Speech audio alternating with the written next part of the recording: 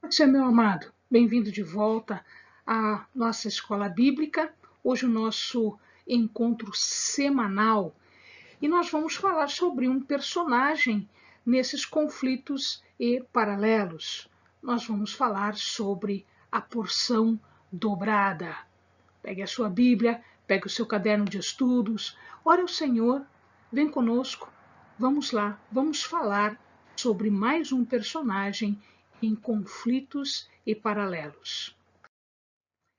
Hoje, a nossa história é sobre a vida de Eliseu, ou Elisha em hebraico. O seu nome significa Deus é salvação. Nós conhecemos a sua família, nós conhecemos a sua procedência. Ao contrário de Elias, Eliseu, na sua história, é contado de onde ele vem, qual é o seu pai. Então, o pai de Eliseu é Safate. Ele morava numa região chamada Abel-Meobá. Onde é que fica Abel-Meobá?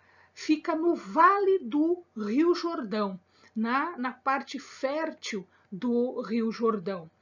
Alguns estudiosos dizem que eles vinham de uma família com dinheiro, abastada, com um certo poder aquisitivo. Por que se diz isso? Porque na história onde se conta o chamado de Eliseu, ele está à frente de uma junta de bois, uma das 12 juntas de bois que estavam preparando a terra. Isso nos dá uma ideia interessante sobre o poder aquisitivo, sobre a condição financeira deles. Eles estavam preparando a terra com 12 juntas de bois. Os bois aqui, imagina hoje um agricultor que tenha 12 tratores. Não é um agricultor, vamos dizer assim, que tenha menos condição. É um agricultor que tem um pouquinho mais de condição. Então, é essa a comparação que o amado pode fazer para entender o poder aquisitivo desta família. Nós vamos ver depois como foi o seu chamado, mas, por enquanto, basta-nos saber que ele é desta região, da região mais fértil do Vale do Jordão. Ele atua em seu ministério, junto com Elias, quando ele foi chamado, junto a dois reis. Mas o seu ministério sozinho, ele atua, ele ministra, ele é profeta, ele é incentivador de alguns reis, os reis do norte, os reis de Israel, Jorão, Jeú, Jeoacás e Joás, nesta sequência, porque nesta época Elias já é morto, então ele assume o seu ministério, ele o sucede no ministério.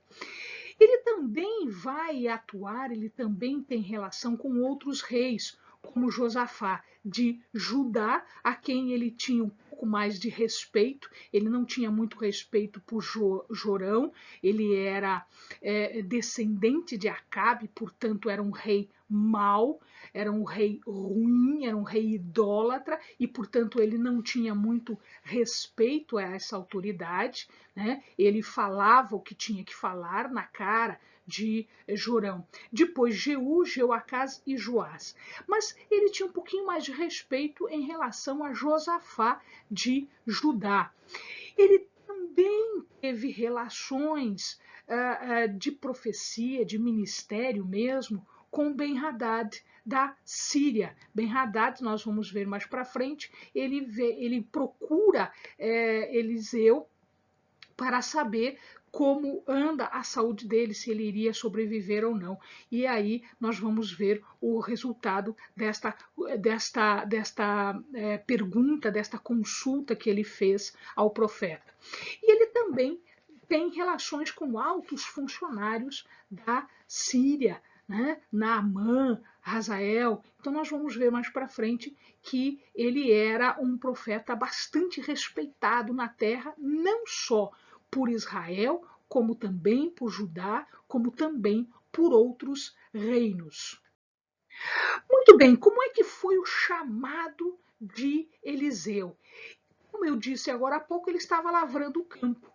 E quando ele estava lavrando o campo, o que acontece é que Elias chega para ele, passa por ele, e ele lança, ele joga a sua capa, que era uma capa de lã de cordeiro, de ovelha, ele joga sobre Eliseu. O que significa isso? Isso tem um significado espiritual.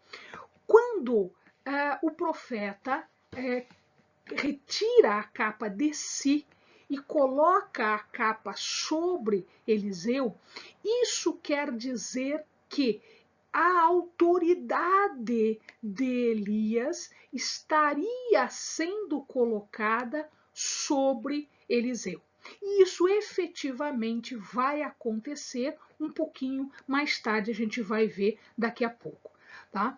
Quando isso acontece, quando ele recebe essa indicação, imediatamente. Lembrem-se, amados, que ele é uma pessoa abastada, é uma pessoa de posses. Então, imediatamente o que ele faz? Ele larga o que ele está fazendo, ele corre até o profeta e diz: espera só um pouquinho que eu vou me despedir. Por que ele faz isso? Porque ele tem a certeza do chamado. Quando a capa de Elias ficou sobre ele, ele entendeu isso como uma sucessão de autoridade. Nós podemos entender isso em relação ao aspecto espiritual da coisa.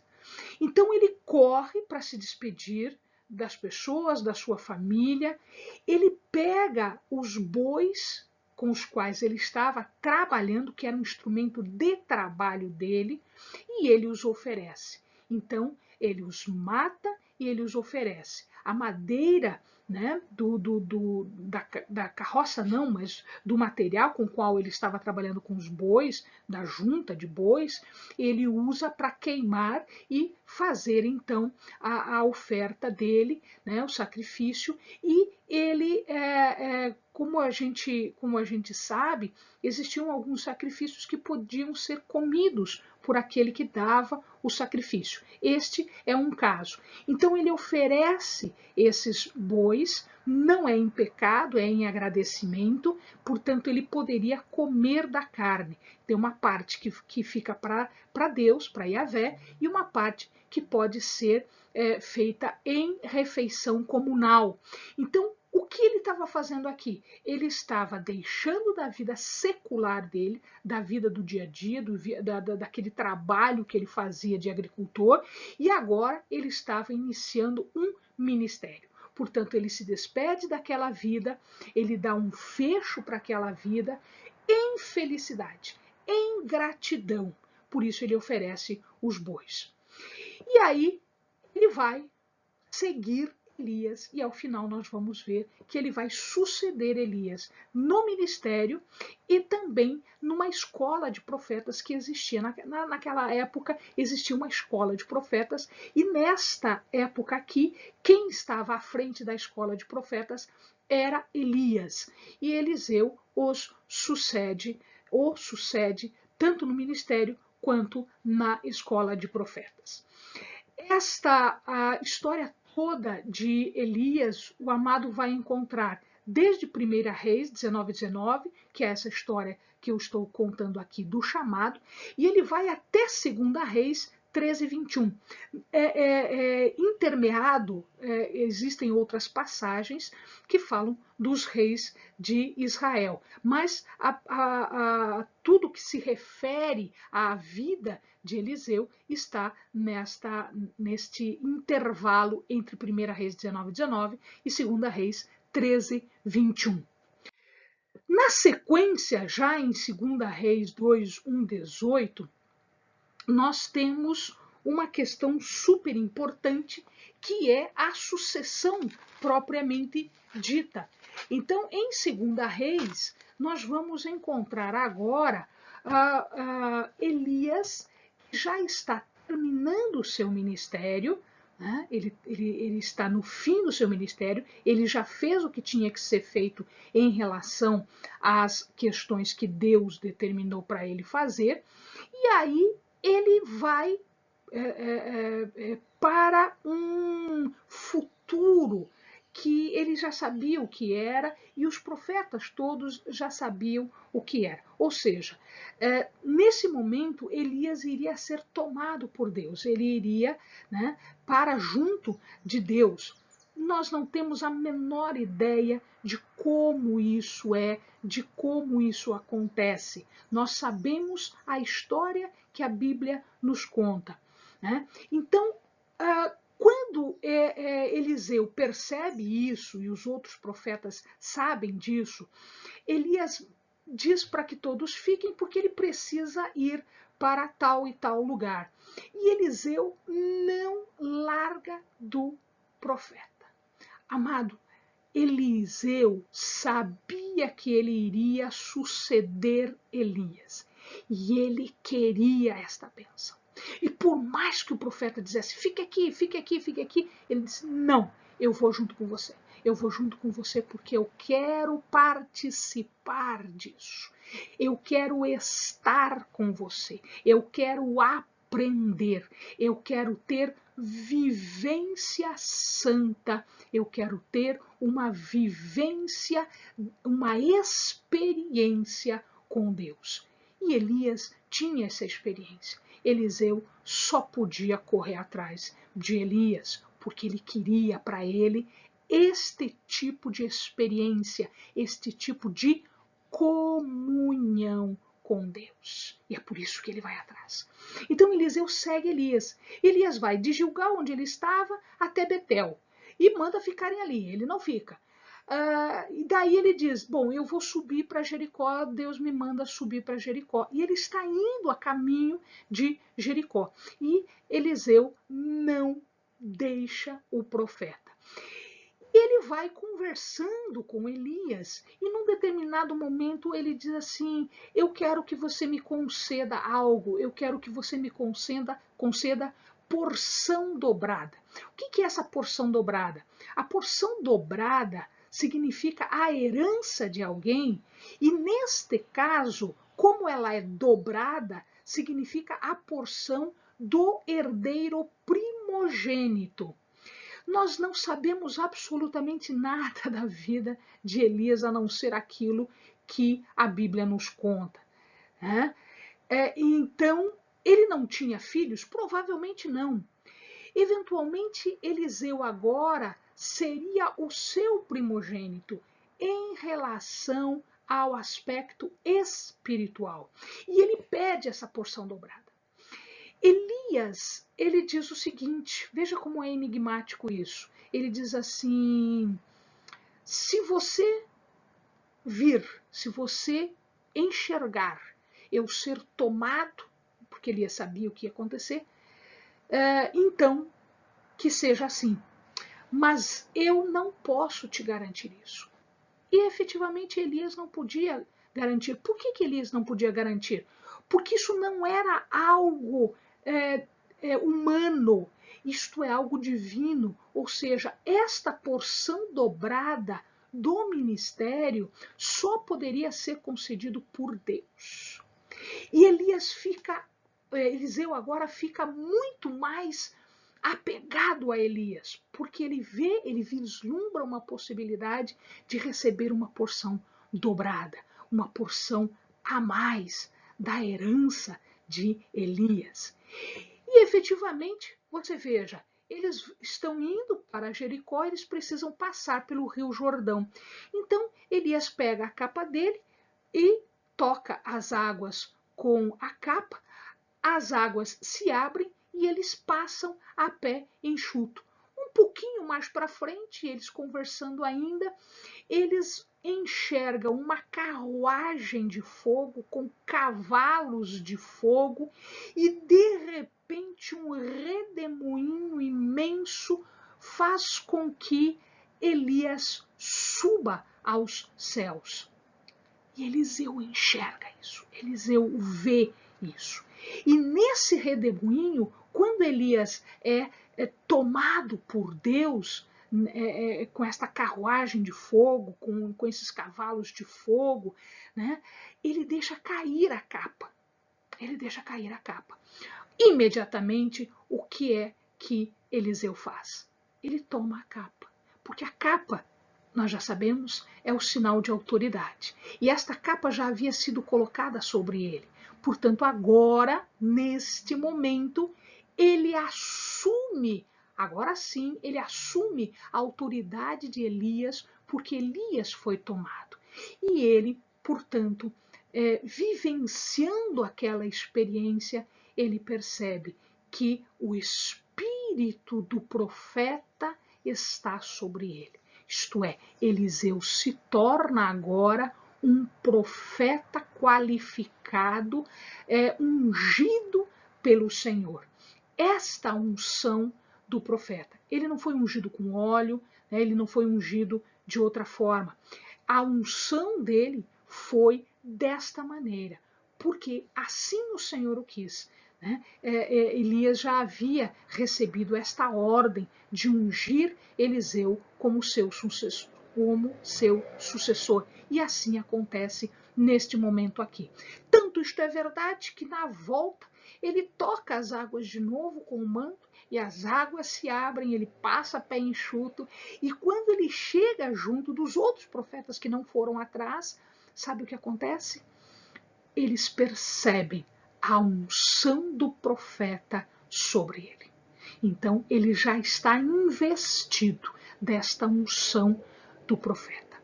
O profeta Eliseu agora inicia o seu ministério, efetivamente ungido, capacitado, gabaritado pelo Senhor. Tá? O que acontece na sequência?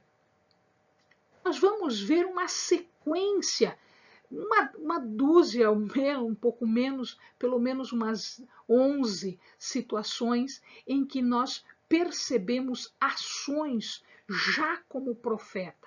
Então, a primeira coisa que acontece está em 2 Reis 2:20 até o 22.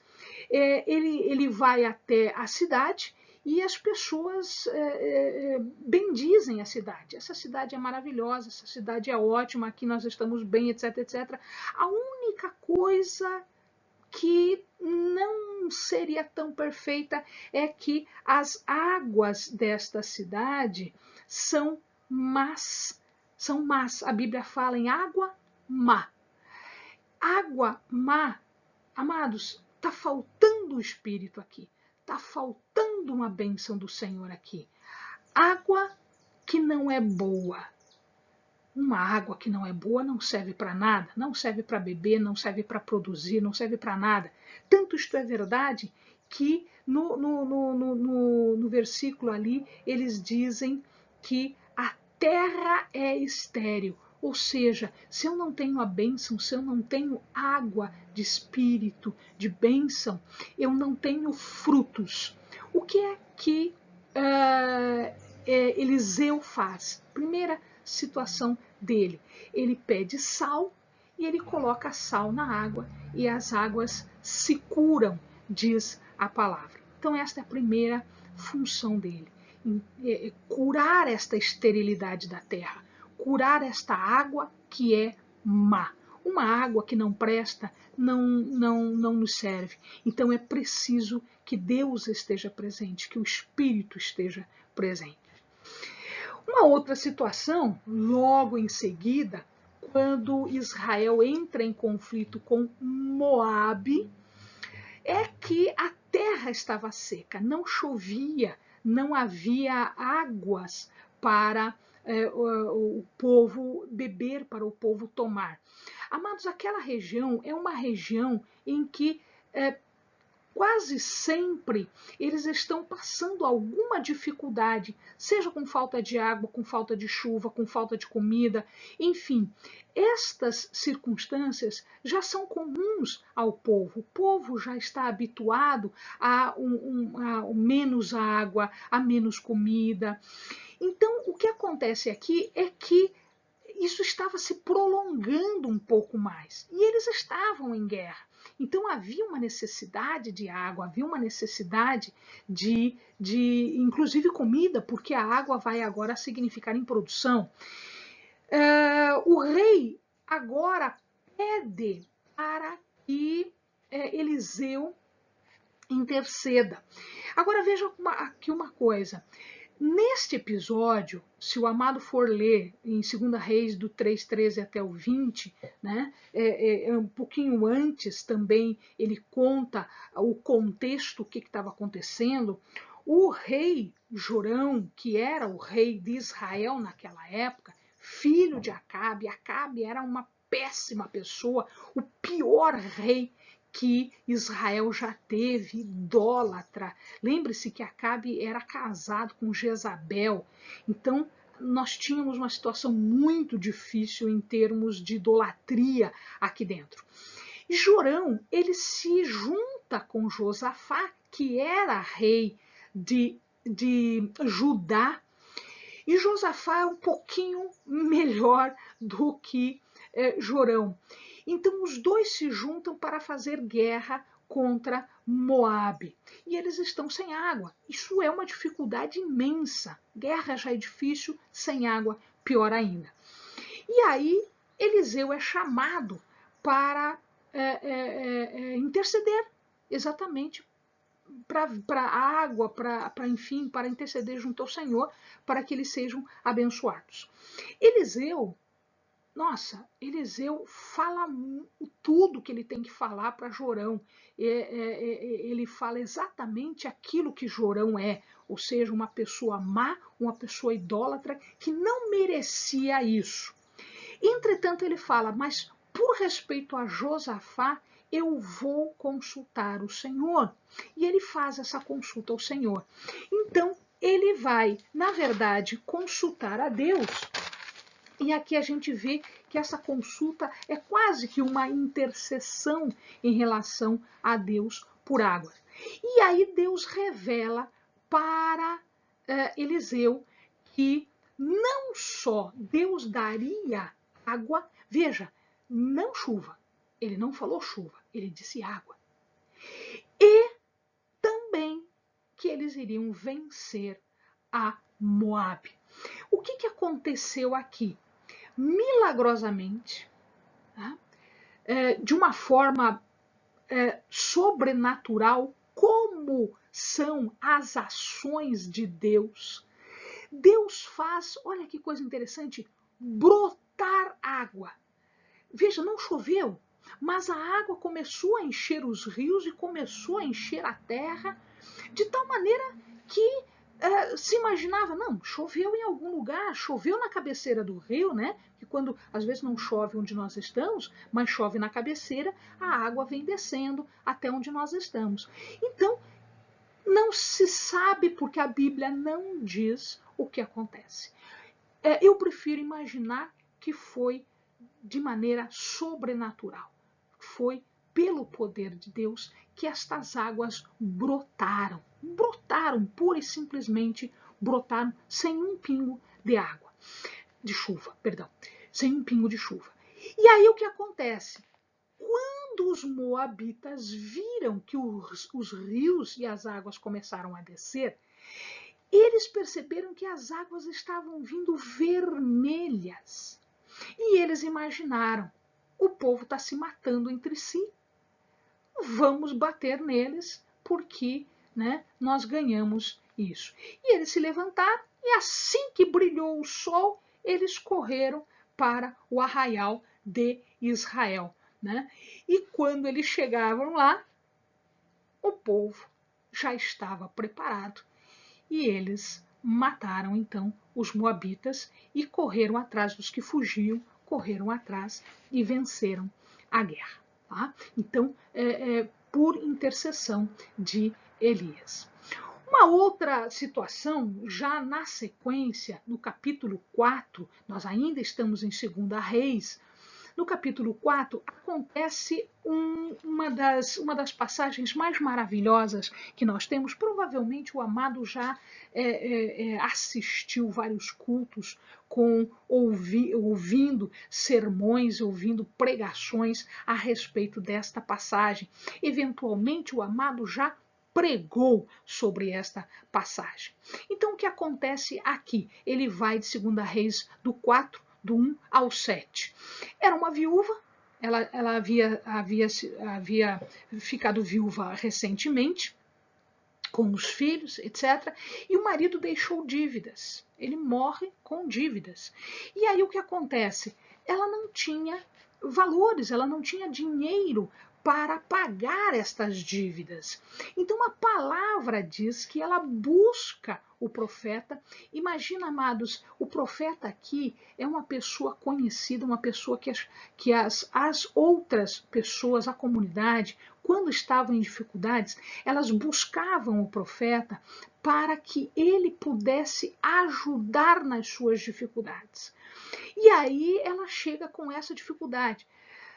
O profeta, na sua vida secular, ele tinha algum dinheiro, mas agora não, agora ele é profeta e, portanto, ele está no ministério, portanto, ele está totalmente dedicado a isso. Como ele vai ajudar? De que jeito ele vai ajudar? De que forma este profeta pode fazer alguma coisa? Então, ele, instruído por Deus, ele diz à viúva: vai e arranja vasilha o máximo que você puder. Quanto vai emprestar vasilha, vai atrás de vasilha. E a mulher corre com o vizinho, com pessoas conhecidas, amigos, etc. E vai atrás de vasilhas. Querido, deixa eu te explicar uma coisa aqui. Vasilha, naquela época, não é como hoje. Não é como eu ir ali no supermercado e comprar botijões e botijas e etc, etc. Não é assim. As vasilhas, elas eram feitas ou de couro costurado, ou eram feitas de cerâmica. Isto era caro. Tanto o couro quanto a cerâmica não eram coisas baratas. Então as pessoas tinham uma botija, duas botijas, uma vasilha, duas vasilhas. Elas não tinham muita coisa. Então, emprestar algo desta natureza, inclusive que estivesse vazia, porque normalmente nós usamos isso para manter, armazenar os nossos alimentos, água, enfim. E a gente não tem, assim, sobrando vasilha por aí. Veja que coisa interessante. Ela consegue uma quantidade tal de vasilhas. E aí o profeta diz: agora você entra, fecha a porta atrás de si, pega os teus filhos, fecha a porta atrás de si e vai com o azeite que você tem na tua botija. A botija é um recipiente menorzinho. É um recipiente menorzinho, provavelmente devia ter 1,5 litro, 2, as mais comuns. Muito raramente uma botija tinha, sei lá, 5 litros. Então não era uma botija grande, não era um vasilhame grande. Era um vasilhame normal, como a gente tem em casa. Então você pega a tua botija e vai enchendo as vasilhas. A mulher não questiona, a mulher não pergunta, a mulher pura e simplesmente faz o que o profeta lhe diz, porque ele está inspirado por Deus. E aí aquela fé da mulher vai fazendo com que não cesse. O azeite flui. Então aquele 1,5 litro, 2, vamos chutar alto, aqueles 5 litros de azeite. Veja, se ela estava endividada, ela não ia ter 5 litros de azeite, mas vamos chutar alto. Se fosse 5 litros de azeite, ela vai colocando isso, colocando, e aí ela diz para o filho: me dá mais uma. E o menino diz: acabou, não tem mais. E aí, não tem mais, cessou de produzir o azeite, de multiplicar o azeite naquela botija. E ela vai até o profeta diz, agora você vai fazer o seguinte, agora você vai pegar todo esse azeite e vai vender. Amados, o azeite era um produto muito caro, tá? Porque ele era feito de azeitona de oliva,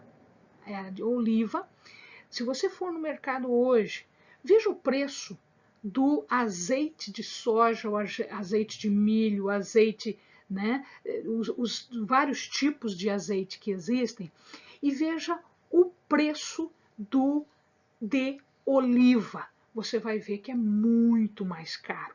Hoje, naquela época, era ainda mais caro, ainda mais caro. Então, eles tinham, às vezes, eles guardavam azeite como poupança, como forma de guardar o dinheiro para uma eventualidade lá na frente. Então, o profeta disse, agora você vai pegar tudo isso daí e vai vender. Com o dinheiro, olha só, amado, com o dinheiro, você paga as suas dívidas. E o que sobrar do dinheiro? O que sobrar do dinheiro, você vai vivendo. Você vai vivendo, até conseguir uma situação mais estável. E ela fez isso. Amado, pela fé. Azeite. Deixa eu só lembrar mais uma coisa para o amado. Se o amado ainda não percebeu, provavelmente num sermão, né, numa pregação, o amado já ouviu isso. Lembrem-se que azeite aqui é unção. Azeite aqui é bênção. A bênção não cessava, a bênção não cessava, a bênção não cessava. Até o momento em que eu não tenho mais vasilha para colocar. Eu enchi todas as vasilhas, eu estou plena de bênção. A minha vida está repleta de bênção. Não tem mais vasilha, ela já está cheia. Tá? Então a unção do Senhor vem enquanto houver espaço para preencher. Tá? Enquanto houver espaço. E esta unção se reflete agora na vida que essa mulher teve, tá? Pagando as suas dívidas e vivendo com o que sobrou daquela unção que Deus lhe deu pela fé. Amém, amado? Além disso, mais para frente, nós temos ainda muitas situações vividas pelo profeta. Ele teve uma pessoa conhecida, uma relação de amizade com uma mulher sunamita. Sunem é uma cidade, então ó, Samaria está aqui, ó, Samaria está aqui, Sunem fica um pouquinho mais para cima. Esse aqui é o Mar da Galileia. Se o amado observar aqui, este é o Mar da Galileia. Então, Jesus fez as suas ações aqui, ó, nessa região aqui. Sunem, ela fica nesta região aqui, e a Samaria fica um pouquinho mais para cá. Mais para baixo fica Jerusalém. Muito bem, e ele indo até ali, essa mulher, esta sunamita, conversou com o marido dela, e ela disse assim... O que será que eu faço? O que será que a gente pode fazer pelo profeta? Ele abençoa todo mundo, ele viaja de um lado para outro, ele ajuda as pessoas, ele intercede pelas pessoas, ou seja, ele fazia um ministério realmente forte. E aí eles fizeram o seguinte, eles construíram, existia uma possibilidade naquela época e naquelas regiões, o telhado das casas não era o telhado como nós conhecemos, porque aqui chove muito, né? O telhado deles era um tipo de uma laje, né? Então não havia necessidade de você fazer um telhado exatamente para a chuva, porque a chuva era uma coisa não tão comum como existe hoje aqui, então não havia razão de telhado. Então o que eles fizeram? Nessa laje eles construíram um quartinho suficiente para botar uma cama, uma mesa, uma lâmpada, uma coisinha assim, para que quando o profeta estivesse em viagem, ele pudesse descansar, ele pudesse refazer as suas forças, etc, etc. E assim eles fizeram. E o profeta ia e vinha, e ficava sempre lá, etc. Tinha uma comunhão com aquela família. Um dia ele pergunta para Geazi. Geazi era um moço que trabalhava com ele, né? Todos os profetas tinham pessoas próximas que lhe auxiliavam. E ele pergunta para Geazi: o que será que eu faço? Né? O que será que eu posso interceder a Deus em favor desta mulher que tem feito tanto por nós? E ele disse: olha, ela não tem filhos. E ele então chama a mulher e diz: olha, daqui a 1 ano você vai ter uma criança. E efetivamente a criança nasce. Tá? E o profeta segue a vida, ele está de um lado para outro, de um lado para outro. Quando ele estava no Monte Carmelo, a criança passa mal, ela estava com o pai, ela passa mal, o pai manda a criança para a mãe, e a mãe, cuidando dele, dali a pouquinho a criança morre nos seus braços, morreu nos seus braços. A Sunamita ficou, vamos dizer assim, sem manifestação nenhuma de tristeza, de infelicidade, de desespero. A reação da Sunamita foi impressionante. E ela serve, às vezes, de exemplo para nós. Às vezes nós passamos algumas dificuldades e a gente começa a se desesperar, a gente começa a agir de uma forma desesperadora, perdendo qualquer tipo de sensação, sensatez. Talvez essa seja a palavra, porque a gente está passando por uma situação. Imagina, amados, perder um filho. Né? A gente entraria em parafuso, em loucura. Ela fica aparentemente serena. Ela manda arrumar, abordoar o seu jumentinho e ela vai até onde está o profeta. O profeta vê que ela se aproxima, manda Geazi saber o que está acontecendo e ela, tudo vai bem, tudo vai bem. Você está bem? Tudo vai bem. Teu marido está bem? Tudo vai bem. Teu filho vai bem? Tudo vai bem. Meu querido, o mundo não precisa saber dos teus problemas. O mundo não precisa saber dos teus problemas.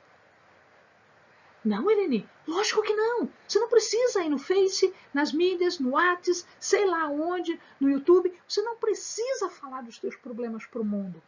Não precisa. Por que não, Eleni? Porque você tem a quem recorrer. Você tem alguém para contar dos teus problemas. Quem é este alguém para contar dos teus problemas? Deus. Deus precisa saber dos teus problemas. Aliás, Deus já sabe, mas você precisa se achegar a Deus com os teus problemas. As pessoas não precisam saber dos teus problemas. Tudo vai bem, tudo vai bem, tudo vai bem. E ela, impassível. Quando chega no profeta, ela diz: eu não tinha pedido um filho.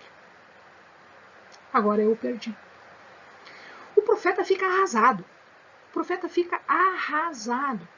Porque algo que ele quis fazer de bom se transforma num problema sério para a mulher. Porque ela perdeu o filho. Amados, se coloca no lugar dessa mulher. Então ele diz: tá aqui o meu bordão, corre lá. Mulher, vai com ele. Corre lá, e quando você chegar lá, coloca o bordão sobre ele, o meu bordão sobre ele, para ver se ele ressuscita. A mulher disse assim: não, ele que vá, eu não te largo. Amados, a solução estava com Geazi? Não, a solução não estava com Geazi. A solução estava com quem? Com Deus. E quem estava agora intercedendo, intermediando entre a mulher, o filho morto, o problema dela, e Deus? O profeta. Então ela disse: não te largo. Ela fez a mesma coisa que Eliseu fez com Elias. Não te largo. Enquanto eu não tenho a minha bênção, eu não te largo. Eu não largo de Deus enquanto a minha bênção não chegar. Eu não vou a lugar nenhum, eu não vou na conversa de ninguém, eu não vou atrás de falsos nada. Eu não largo de Deus enquanto a minha bênção não chegar. Eliseu entendeu. E ele foi com a mulher até a casa dela. Quando ele viu a criança na cama, ele se deita sobre a criança. Como é que eu posso explicar isso sem, como se ele quisesse que a vida dele, a energia dele, o poder dele pudesse passar para a criança. Isso não funciona assim de imediato. Ele levanta, vai para um lado, vai para o outro, ora, clama. Deus, Senhor, Senhor. Mas Deus tinha uma intenção nisso. Deus tinha um propósito nisso. Claro que Deus tem um propósito nisso. Não foi de imediato. Não foi de imediato. Logo em seguida, o menino espirra 7 vezes e aí ele torna a vida. Essa passagem está em 2 Reis 4, do 8 ao 37. E o menino agora se restabelece e a mulher, né, ela percebe aqui que Elias efetivamente, né, no 37 diz assim, ela entrou, prostrou-se aos seus pés e inclinou-se à terra. Então tomou o seu filho e saiu. Ela agradeceu. Era isso, era isso. Glória a Deus. Imagina o testemunho deste menino. Imagina o testemunho desta mulher. Amados, imenso. Vamos para frente. E aí, vem. Você pode dizer, Helene, depois do que aconteceu com a Sunamita, você vem com a historinha da panela? Pelo amor de Deus, Helene. Pelo amor de Deus. Depois do milagrão como esse, você vem com um milagrinho? Não, meu amado, não é isso. Não existe milagrão, não existe milagrinho. Sabe por quê? Eu vou te contar por quê. Havia fome, né? Eu já tinha dito isso. Havia fome na terra. E aí eles foram colher ervas. Faz um caldo com ervas para eles e tal. E ervas na região existia. Não era comida, cereal, trigo, cevada. Não era isso. Não era carne. Eram ervas, eram plantas que existiam por ali. E quando eles coletaram isso, eles coletaram uma coisa chamada colossíntidas. Colossíntidas, ele parece um melão, parece uma melancia, eles chamam isso de melão bravo. Sabe aqueles alimentos que parecem coisa boa? E eles coletaram, não o melão, eles coletaram as ervas, não tinha o melão ainda, tinha essas folhinhas aqui. E eles coletaram. Isso aqui é uma trepadeira venenosa, é veneno. Eles estavam a ponto de morrerem envenenados. E então o profeta disse, ele estava junto, ele disse, não, me tragam aqui trigo. E eles encontraram o trigo ali suficiente para colocar na panela e para curar esse caldo de ervas. Imagina, amados, não foi efetivamente o trigo, porque hoje eles não usam, a colossíntida não é utilizada, ela é venenosa. Mesmo que você coloque trigo lá dentro, não vai funcionar, as pessoas morrem porque comem isso, tá? Então o que acontece é que não foi o trigo, foi Deus operando por meio do profeta. E a gente vê então Deus cuidando dos seus. Que mais? Aqui acontece uma coisa interessante também. Logo em seguida, como existia fome, logo em seguida, eles receberam uma oferta, né? Ele veio, a cidade era Baal Salisa, ele veio de Baal Salisa, e ele tinha 20 pães que a Bíblia diz que são pães de primícias. Amados, eu vou preparar um material para os queridos sobre as primícias, tá? Então eu vou fazer isso, e ofertas, etc, etc. A gente vai, mais para frente a gente vai explicar isso para o amado. Mas assim, a princípio vamos ver. Pão de primícia era aquele pão produzido com o fruto das primeiras colheitas. Então, fez a colheita, eu pego esse cereal e eu faço pães em oferta de agradecimento a Deus porque eu tenho colheita. Tá? Então são pães de primícias. E é interessante, existiam pessoas com fome, uma região com fome, e de uma outra região eu estou trazendo primícias. Eu estou trazendo as primeiras colheitas. Eu estou trazendo aquilo que o Senhor tem dado no início da colheita. Então, em glorificação, em gratidão a Deus, se fazem estes pães. E esse homem trouxe 20 pãezinhos, ele tinha 20 pãezinhos, ele disse, olha, eu tenho 20 pãezinhos aqui, mas não vai dar para todo mundo, são 100 homens, 100 pessoas. O profeta simplesmente disse o seguinte, pode distribuir e vocês vão comer o quanto vocês quiserem. Isso está em 2 Reis 4, 42, 44. E aí vocês vão ver que os 100 comeram, eles estavam com fome, eles comeram pão, tá? E o que aconteceu? Aconteceu que sobrou pão.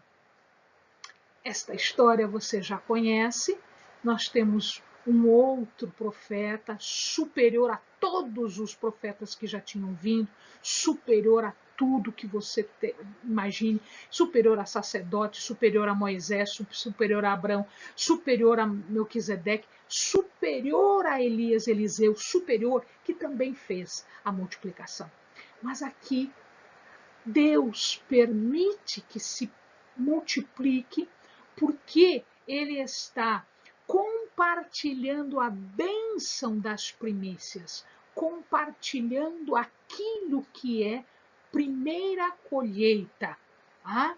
Então, porque alguém honrou a Deus e cumpriu a palavra em fazer pães de primícia, em honra e gratidão a Deus, Deus abençoa este pão de primícia para que ele mate a fome dos sedentos.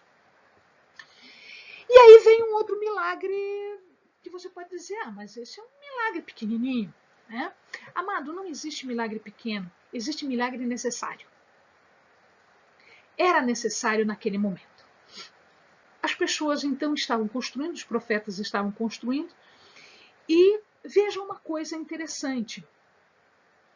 A região onde Israel estava, Judá e Israel estavam, era uma região onde não tinha muitas pessoas que trabalhavam com metal, ferro, essas coisas todas. Não tinha. Então, todo instrumento que era de ferro, que era de metal, era muito raro. Não é como hoje, que se você for perguntar, é provável que todo mundo tenha um machado em casa. Isso não existia. Todo mundo tem uma pá em casa, todo mundo tem um rastelo em casa, todo mundo tem um machado em casa. Né? Naquela época não era assim. Então era um machado, uma pessoa que tivesse um machado, ela emprestava para toda a vizinhança dela. Então não era um item, tudo bem, perdi, não tem problema, eu vou ali e pego outro. Não, não é isso. Era algo difícil. E quando ele estava trabalhando com o machado cai dentro d'água, dentro do rio. E ele fica desesperado, porque, e agora, como é que eu vou fazer? Porque o machado não era meu, o machado era emprestado. O profeta estava ali, estava junto, estava trabalhando, eles estavam cortando madeira para fazer mais casas, mais lugares onde os profetas da escola de profetas ficariam. E ele disse, se acalme. Ele cortou um pedaço de pau, ninguém sabe o pedaço de pau que era, a gente não faz ideia, eu nunca ouvi falar que uma determinada madeira, que se você joga na água, aquela madeira, o metal sobe. Se fosse assim, ficaria muito simples, muito fácil para um monte de coisa. Isso não, vamos dizer assim, existe cientificamente. O que acontece é que, milagrosamente, ele jogou um pedaço de pau dentro da água e o machado, que é de metal, flutuou. Entende, meu querido? Providência divina, providência divina. Então, Eliseu fez como Deus determinou, jogou um pedaço de pau qualquer, porque não foi nem mencionado o nome da madeira, e aquilo fez com que o machado de metal flutuasse. Eu só quero dizer uma coisa, meu querido. Lei da gravidade foi quebrada aqui. Isso não funciona assim. Se o machado cai dentro da água, ele fica lá dentro da água, ele não vai flutuar. Então, o que nós temos aqui é que houve uma quebra de uma lei natural, que é a da gravidade. E é interessante que só fez isso em relação ao machado e mais nada. Tá? Então, presta atenção como Deus determina as regras naturais e ele faz com as regras naturais aquilo que ele bem entende, porque ele manda nas regras naturais. Isso nós chamamos milagre. Ok, então agora nós vamos ver uma outra situação que é um pouquinho mais complexa, né? É o caso de Naamã. Provavelmente o amado já passou por estas circunstâncias em alguma pregação, em algum sermão, eventualmente o amado já pregou sobre isso. Quem é Naamã? Naamã é um chefe do exército da Síria. Lembrem-se que a Síria era inimiga de Israel e de Judá. Eles disputavam território, eles eram inimigos. Naamã era um homem forte, era um homem poderoso dentro do exército, era um comandante dentro do exército. E ele era super bem sucedido, ele realmente ele tinha sucesso em tudo que ele fazia, era um homem importante. Mas ele tinha um problema, ele tinha lepra. E lepra, naquela época, era uma doença, vamos dizer assim, uma doença maldita. Uma doença onde as pessoas eram excluídas do convívio social, as pessoas eram mal vistas, porque normalmente se associava a lepra a alguma punição divina. E Naamã, apesar disso tudo, ele era super conceituado onde ele atuava. E aí o que acontece? Numa das incursões, numa das guerras que a Síria fez contra Israel, eles apreenderam alguns escravos. E na casa de Naamã tinha uma escrava israelita. E quando ela viu Naamã leproso daquele jeito, famoso e leproso daquele jeito, ela não queria saber se ele era o bambambam de tudo. Ele não queria saber se ele era o cara mais forte, mais poderoso da Síria depois do rei. Ela olhou para ele e disse assim: se você fosse do nosso povo, você ia ter com o profeta e ele te curaria disso aí. Olha a coragem dessa mulher. Olha a coragem dessa menina. Ela na cara dura, assim, na lata do coronel lá, do comandante, fala, ó, azar o teu que não é israelita, né? Que você é sírio, porque se você fosse do nosso povo, você não tinha esse problema aí. E isso, em vez de irar Naamã, isso disse, opa, então existe uma possibilidade para mim? Existe. Olha como Deus faz as coisas. Deus preparou o coração de Naamã para aquilo que a menina falou. E a menina teve coragem suficiente, crendo em Deus o suficiente, para falar para Naamã. mas sabe o que ele fez? Ele, em vez de ir direto à fonte, ele vai até o seu rei. Ele vai pedir permissão para ir falar com Eliseu. Até um certo ponto nós entendemos isso, porque como ele era comandante do rei, ele estava submisso à autoridade do rei. Ele estava submisso à autoridade do rei. Então, olha, amado, olha um exemplo de um ímpio. O exemplo de um ímpio. Ele tem autoridade sobre ele? Tem. Então ele não vai fazer por conta o que ele acha que tem que fazer. Ele pede autoridade para autorização para a sua autoridade superior para poder fazer aquilo que a menina tinha dito para ele. Olha o exemplo que esse ímpio está dando para nós. Ele pediu autorização.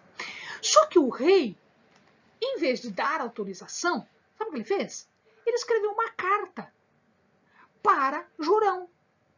E aí eu quero te mostrar a existência de 4 pessoas. 4 pessoas. Você já deve ter ouvido pregação, você já deve ter pregado sobre este ponto aqui. Mas vamos lá, vamos com calma aqui. Eu tenho 4 personagens nesta minha história. Um personagem é uma pessoa com problema. Quem é a pessoa com problema? Naamã. Naamã é leproso. Eu tenho o segundo personagem. O segundo personagem é uma pessoa que conhece a salvação. É uma escrava. Uma escrava no mundo, ela é uma escrava. Mas ela é mais liberta do que Naamã, que lhe é o seu Senhor. Ela é mais liberta. Por quê? Porque ela conhece a salvação. Ela conhece. Ela conhece a salvação, Eleni? Sim, ela sabe de Eliseu e ela sabe que Eliseu é a voz de Deus, é a ação de Deus na terra. Porque Eliseu é de comunhão suficiente para isso. Então ela conhece a salvação. Eu tenho um terceiro personagem. Quando Jorão recebe a carta de Ben-Hadad, o que ele faz? Do rei da Síria. O que ele faz? Ele fica muito zangado, rasga suas vestes, fica irritado. Quem este rei pensa que é para que eu cure um comandante da guarda dele? Ele está pensando o quê? Ele está me provocando, ele está isso, está aquilo, não sei o que, tá. Ou seja, ele faz um alarde danado. Mas será que Jorão não é aquela pessoa que sabe onde está a salvação, mas não faz nada? Hein? Sim. Mais digna aquela escrava do que o rei. Porque ele sabia que ele podia curar Naamã, indicando, não, vá lá, é fulano de tal, pode ir. Eles fizeram uma gentileza entre reis. E aqui uma coisa interessante, né, amados? Rei com rei. Os poderosos acham que eles não têm que tratar com os outros. Eu sou rei, eu só vou tratar com outro rei. Isso não é da minha alçada. Isso não é porque eu não vou me rebaixar para falar com alguém que não tenha um nível, um status como o meu. Isso é um problema? Até hoje isso é um problema. Isso não era daquela época, isso é até hoje. Nós vemos pessoas assim. Dureza, nós vemos pessoas assim dentro da igreja. A salvação não está no rei, meu querido. A salvação está num profeta que usa uma roupa simples, que anda com pessoas simples e que faz milagres do dia a dia para facilitar a vida das pessoas. Para facilitar a vida das pessoas. Então o que acontece agora? Eles dizem, Naamã, deixa quieto, a gente sabe quem é, vamos lá. E aí eu tenho a 4ª pessoa. E essa 4ª pessoa é a pessoa que pode agir e que pode solucionar. Eliseu. E ele chega até Eliseu. E quando ele chega até Eliseu, querido, o que Eliseu diz? Simples assim. Vá até o Jordão e mergulhe, se lave 7 vezes. Naamã ficou muito irritado. Por que Naamã ficou irritado? Porque ele era o tal, ele era o comandante. A Síria era uma nação poderosa, ele era o comandante da nação mais poderosa, ele era o segundo em poder naquela nação poderosa. Que eu vou me rebaixar a mergulhar nesse riozinho aqui? Eu tenho um rio muito maior lá, eu tenho um rio com água cristalina lá. Não esqueçam de uma coisa, meu querido, o Jordão é o rio mais baixo da terra. Significa dizer o quê? Que Naamã tinha que se rebaixar e mergulhar e ficar mais baixo do que todas as outras pessoas. Ele estaria se rebaixando para quem? Para Deus. Para Deus. Naamã fica muito irritado. E aí as pessoas que estão em volta com mais bom senso disseram assim, Naamã, pera um pouquinho, e se ele te pedisse para fazer uma coisa difícil, você não ia fazer? Ia. Então, isso aqui não é fácil? Você não pode? É simples, para você é simples, é mergulhar na água. Mas o orgulho, o problema não era ser difícil ou ser fácil, o problema era o orgulho, a arrogância. E aí, ele foi convencido a quebrar esse orgulho e essa arrogância. E ele efetivamente se mergulha e ele faz isso em obediência e ele é curado.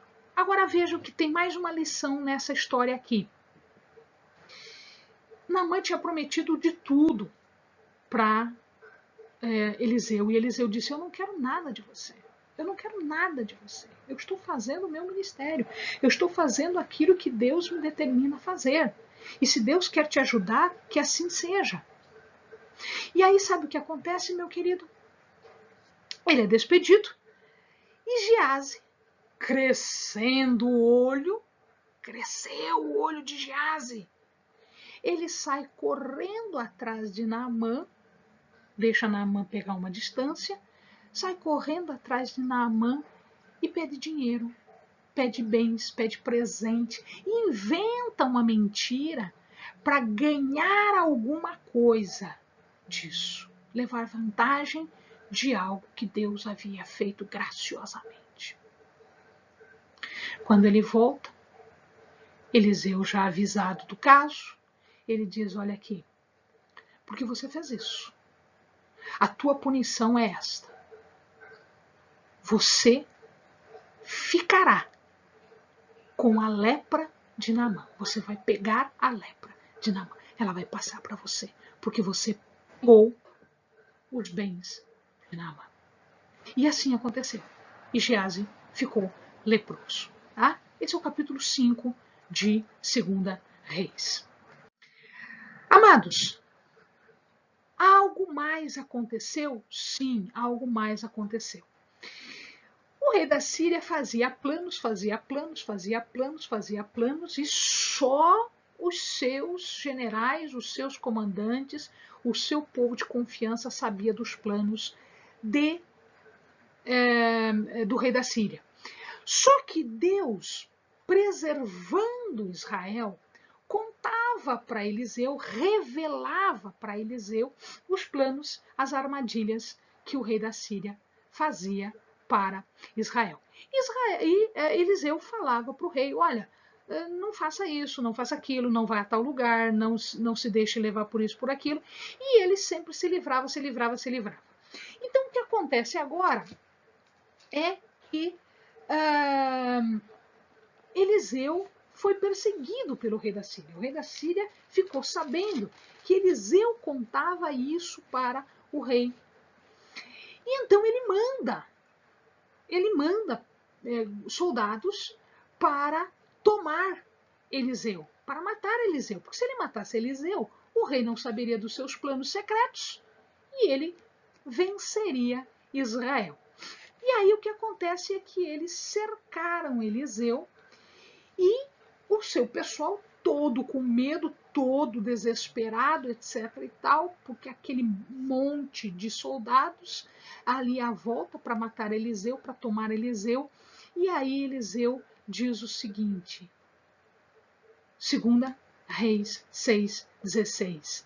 Não temas, mais são os que estão conosco do que os que estão com eles. Uma passagem conhecida, o amado já pregou, já ouviu pregação sobre isso. Tá? E ninguém acreditava nisso, então ele disse, Senhor, abre os olhos das pessoas. 17. E o Senhor abriu os olhos do moço e ele olhou e viu um monte estava cheio de cavalos e carros de fogo em redor de Eliseu. Meu querido, se o inimigo está te sondando, se o inimigo está ao derredor, se o inimigo está te cercando, tenha certeza, nós não enxergamos, nossos olhos espirituais não enxergam, nós não temos capacidade para enxergar isso e nós não temos condições de suportar a visão espiritual deste mundo que está ao nosso redor, de anjos do Senhor e de demônios do inimigo. Nós não temos capacidade espiritual de suportar esta visão. Mas neste caso aqui, Eliseu orou para que as pessoas também vissem aquilo que ele estava vendo, tamanha comunhão com Deus. Se nós pudéssemos ver, no momento em que nós estamos sendo mais assediados, mais cercados, mais moídos, mais apertados, se nós pudéssemos ver, meu querido, se você pudesse enxergar agora, se Deus te permitisse enxergar agora, a quantidade de carros, de anjos e de proteção que você tem aí, você cairia por terra. Foi o que aconteceu aqui. Deus mostrou. Isto não foi só para Eliseu, isto é para todos, isso é para todos. Para nós, inclusive, hoje, agora, nesse momento. E aí ele pede mais, ele diz, Deus, fere essas pessoas de cegueira, que elas não enxerguem. E aí ele os conduz até Samaria. E quando ele chega lá, entrega na mão do rei, o rei diz, eu vou matar. Eliseu disse assim, não, você não vai matar uma coisa que não foi você que conquistou. Você não pelejou para isso. Foi te dado graciosamente na tua mão. Você vai dar de comer, você vai dar de beber e você vai libertá-los. E eles vão voltar para casa. E eles nunca mais vão tocar a terra de Israel contra você. Porque eles, a vida deles, agora, eles devem agradecer a você. E ele fez, efetivamente, ele fez isso. Tá? Eles foram mandados para casa. Logo em seguida, o que acontece aqui? Samaria é cercada.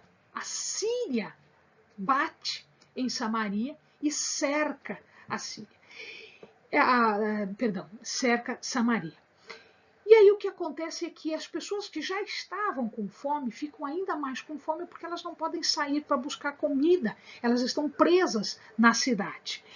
E as pessoas começam então a fazer coisas não muito próprias para se alimentar. O rei fica muito irado com esse estado, né, com essa depravação que o povo chega, e ele procura Eliseu para matar Eliseu, porque ele acha que a culpa disso, do cerco de Samaria, é por conta de Eliseu. E ele manda então um dos seus comandantes para buscar Eliseu. E Eliseu, quando o comandante chega, ele prevê, olha, amanhã está todo mundo comendo, amanhã está todo mundo, né, se alimentando e vivendo a sua vida normal, porque esse cerco termina amanhã, essa hora está tudo normal na tua vida, na minha vida. Aliás, na tua não, porque você vai saber disso, você vai ouvir isso, mas você não vai viver isso, porque amanhã, a essa hora, você vai estar morto. E efetivamente isto acontece. No intervalo, nesse período, os sírios que estavam no cerco, os sírios escutam sons de cavalos, carros, etc. E eles imaginam que o rei conseguiu auxílio de fora, que estão vindo mercenários tocá-los. E eles largam tudo do jeito que está e se precipitam, se fogem, deixando absolutamente tudo, deixando não só comida, mas todas as provisões, armamentos, etc, etc. E quando isto fica sabendo, quem descobre isso são dois leprosos, o amado vai ler lá em 2 Reis 7, do 1 ao 20, são dois leprosos que ficam sabendo disso e que contam isso para o povo. Tá? O povo desesperado com fome, corre desesperado e um dos portões acaba caindo sobre esse comandante e ele morre sabendo que existe comida, mas não vendo e não participando de nada. Aqui, meu querido, uma última situação é quando Eliseu ele vai para Damasco. Ele viajava por todos os lugares e ele acaba indo até Damasco. Só para o amado ter uma ideia, aqui nós temos Samaria, a cidade de Samaria, que era a capital do reino, Damasco, a cidade de Damasco, que era a capital do Império Assírio. Aqui você está vendo o Mar da Galileia, é onde Jesus atuou. Então, só para você ter uma ideia, Damasco ficava aqui, Samaria aqui. E ele vai de Samaria até Damasco. O rei da Síria não estava muito bem, ele estava doente, e ele chama, então, Eliseu para saber, consultar a Deus sobre o que iria acontecer. E aí, quem vai falar com Eliseu é uma outra pessoa chamada Hazael. Este Hazael é o comandante e ele diz para Hazael, olha, na verdade o que vai acontecer é que o rei não vai morrer disso, ele vai sobreviver a essa doença, mas ele vai morrer logo. E aí ele fica olhando para Hazael e o Senhor revela para ele quem é Hazael e o que Hazael fará. E ele começa a chorar. Quando olha nos olhos de Hazael, ele começa a chorar porque ele vê o que Hazael vai fazer contra o povo de Israel. Ele vai matar a espada, não só soldados, como mulheres, crianças, vai queimar, vai destruir. Então nós temos aqui uma previsão. E ele fala isso para Hazael, e Hazael volta a ter com o rei, fala a resposta, e no dia seguinte ele vai lá e mata o rei e toma o trono para si. Tá? Este Hazael é o chamado flagelo dos sírios, o flagelo de Israel, é quem vai flagelar, é quem vai bater Israel e vai fazer sofrer Israel por um bom período, por um bom tempo. Muito bem, fechamos então a história de Elias com a sua morte e aqui, quando ele estava para morrer, ele recebe a visita de Jeoás. Jeoás é filho de Jeoacás, já é o terceiro rei depois de Jorão, que a gente já viu. E ele vai conversar com Eliseu, e Eliseu diz o seguinte, toma um arco e flecha e atira, fere a terra. E ele faz isso 3 vezes. Ele tinha mais flechas na mão, mas ele faz isso 3 vezes. E Eliseu fica um pouco irritado, ele diz assim, não, você tinha que ter mandado todas as flechas, você tinha que ter feito isso 5, 6 vezes, porque agora isso significa que você só vai vencer 3 vezes, e 3 vezes não será suficiente para vencer os sírios. E efetivamente é isso que acontece, né? Jeoás ele vence os sírios 3 vezes, mas isso não é suficiente. Os sírios retomam e ganham novamente outras batalhas. Tá? Ele morreu, foi enterrado, e o último milagre que ele fez foi que, quando quando eles estavam enterrando um homem, quando eles estavam fazendo